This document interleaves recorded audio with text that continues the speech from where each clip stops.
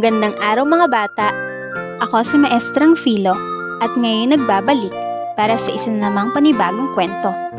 Ang ating kwentong babasahin ay pinamagatang Ang Alamat ng Saging. Halina't simulan natin! Noong unang panahon ay may isang napakagandang prinsesa. Siya ay si Mariang Maganda. Ang kanilang kaharian ay malapit sa isang maliit na gubat na kung saan ay malayang nakakapamasyal ang mayuming kagandahan. Ang gubat ay puno ng iba't ibang magaganda, makukulay at mababangong mga halamang namumulaklak. Nakagawian na ng prinsesang mamitas at mamasyal sa tila ba perpektong hardin para lamang sa isang prinsesang katulad niya.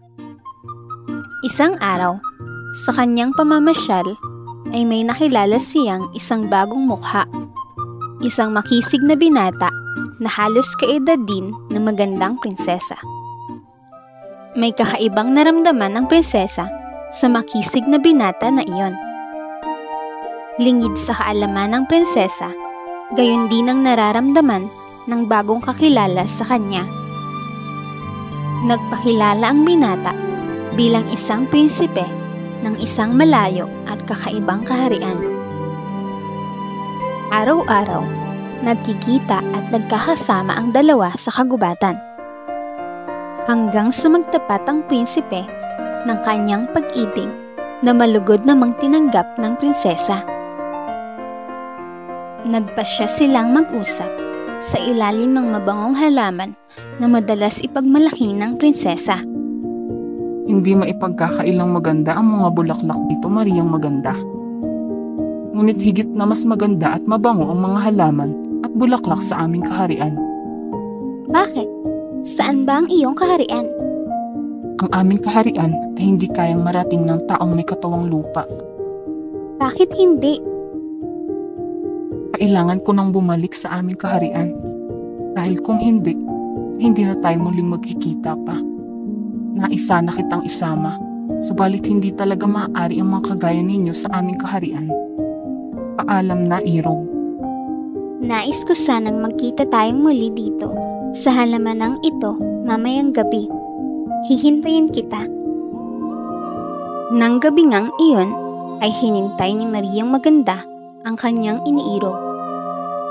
Bago pa man maghating gabi ay dumating nga ang prinsipe at lubos na nalugod ang nag-aalalang prinsesa. Namasyal sila sa gubat ng magagandang halaman na ang buwan at mga bituin ang tumatanglaw sa kanilang dinadaanan. Kung ano-ano ang kanilang pinag-usapan. Hanggang sa bigla na lamang napapalikwas ang prinsipe na tila ba may tumatawag sa kanya. Kailangan ko ng lumisan, mahal ko. Hindi ako maaaring abutan ng hating gabi. Kapag hindi ako umalis ngayon, ay hindi na ako makakabalik pa sa amin. Iyong pakakatandaan na ikaw lamang ang aking iniibig. Hindi matanggap na lisanin ang kanyang iniibig, ay mahigpit niyang hinawakan ang prinsipe. Pilit mang umalis ng prinsipe, ay hindi nito magawang makawala sa pagkakahawak ng prinsesa. Bigla na lamang, naglaho na parang bulak ang prinsipe, ngunit naiwan sa kamay ng prinsesa ang putol na kamay ng prinsipe. Sa takot, ay tinungo ng prinsesa ang isang malapit na hukay. Doon itinapon at ibinaon ni Mariang Maganda ang mahiwagang kamay ng binata.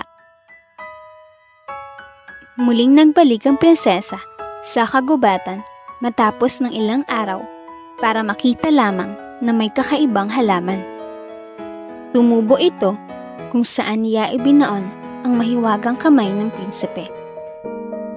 Matapos ng ilang araw, ito ay namulaklak.